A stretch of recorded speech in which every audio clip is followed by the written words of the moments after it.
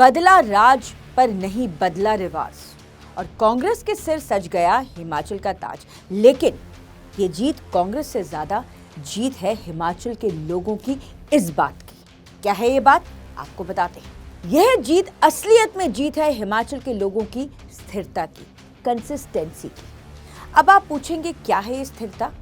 तो हिमाचल के लोग तो मेरा इशारा समझ गए होंगे, लेकिन जो हिमाचल के बाहर के लोग हैं जिन्होंने इलेक्शन के रिजल्ट्स के बाद हमको फ़ोन करके बार बार पूछा कि ये कैसे हुआ, क्योंकि कांग्रेस की जो हवा थी वह बिल्कुल विपरीत चल रही थी। बीजेपी हर जगह अपना जो मकाम है वो इस्टेब्लिश करती जा रही थी। गुजरात इलेक्शन भी उसी दिन अनाउंस हुए थे जिस दिन हिमाचल के अनाउंस हुए थे। हाँ, अब अलबत्ता जो दिल्ली की बात करें, दिल्ली के एमसीडी इलेक्शन में जो रिजल्ट था वो अलग था। बात अब हम करते हैं हिमाचल की। तो हमें काफ़ी लोग पूछते रहे कि कांग्रेस, हमें लगता था बिल्कुल चारों खाने चित हो चुकी है और हिमाचल में नहीं आएगी, पर ऐसा क्या हुआ? तो हम आप सबको ये बताना चाहेंगे कि यह जीत है हिमाचल के लोगों की कंसिस्टेंसी यानी कि स्थिरता की। बात करते हैं ट्रेंड की यानी कि रिवाज। ये रिवाज है कि एक बार आती है कांग्रेस और एक बार आती है बीजेपी। ये ट्रेंड बहुत ट्रेंड कर रहा था जब से हिमाचल के इलेक्शन अनाउंस हुए थे।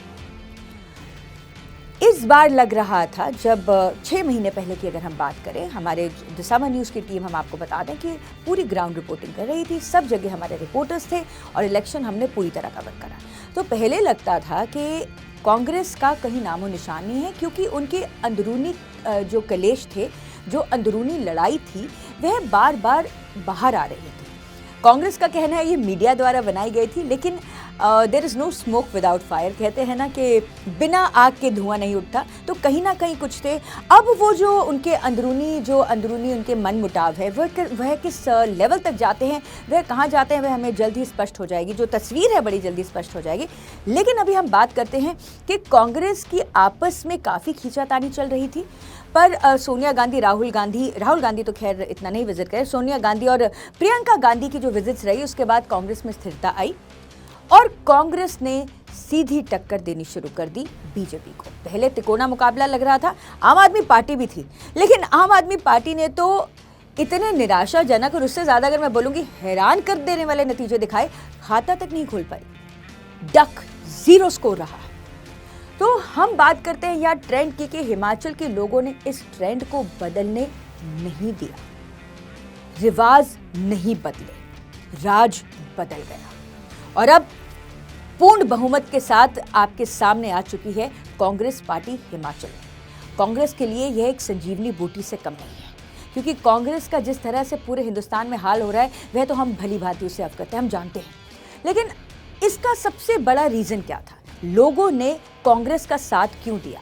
यह तो बात हुई रिवायत की यानी कि रिवाज की, कि एक बार कांग्रेस और एक बार बीजेपी की सरकार हाल ही में थी और अब कांग्रेस की सरकार है। लेकिन इसके सिवा एक और बहुत बड़ा मुद्दा, अहम मुद्दा, जिसने कांग्रेस के सिर पर ताज रख दिया है जीत का, वह है वन पेंशन स्कीम, ओपीएस, जिसको बीजेपी लगातार नजरअंदाज करती रही और कांग्रेस ने उसको एक पल भी नहीं लगाया। हाँ, पहले कांग्रेस की, जैसे हमने आपको बताया था, आपसी जद्दोजहद चल रही थी, लेकिन उसके बाद कांग्रेस ने पूरा अनाउंस कर दिया कि one pension scheme Himachal Pradesh में लागू हो जाएगी। यह उनके लिए एक बुलजाई था, बिल्कुल निशाना सही लगा और 40 की जो मेजॉरिटी है उसके साथ कांग्रेस सरकार बना गई हिमाचल प्रदेश में। एक और बात यहाँ पर जो है स्पष्ट करने वाली, वह है नोटा की। नोटा में इस बार कम से कम जो गिरावट हुई है 10,000 के तकरीबन वोट्स की हुई है। इसका मतलब जो हिमाचल की जनता है उन्होंने पूरा अपना विश्वास जताया है।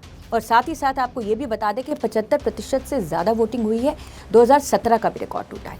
नोटा की तरफ एक बार फिर आए तो पिछली बार जो नोटा के आंकड़े थे वह थे 34,232, यानी कि तकरीबन 0.9% की जो वोटिंग हुई थी वो नोटा को हुई थी, जो इस बार गिर कर 24,862, तो तकरीबन 10,000 से कम की इसमें जो है गिरावट हुई है। तो इस बार जो आंकड़े हैं वो हैं 0.59% के, 0.6 के करीब, सो 0.3% जो है नोटा की वोटिंग भी इस बार कम हुई है।